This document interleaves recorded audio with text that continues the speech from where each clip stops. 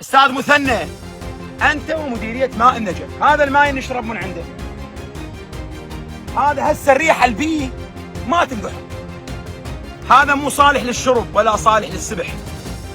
احنا جينا بالوحده بالليل نريد نحتج عليكم بما يرضى الله. استاذ مثنى قبل 3 ايام هم صونداتنا مكسوره.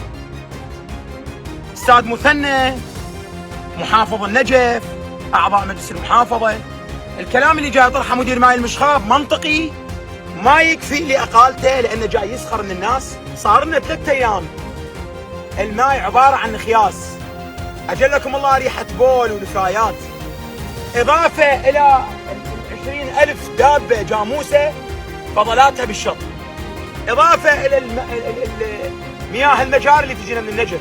معقوله مدير ماي يبرر لرئيس الوحده الاداريه يقول له الصونده مكسوره والتاركيات ما مغسوله؟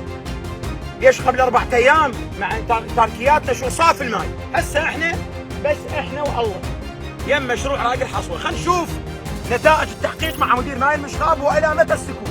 اذا نشوف تاليها مع المسؤولين شنو؟ تبدون احتجاج، احنا جاهزين.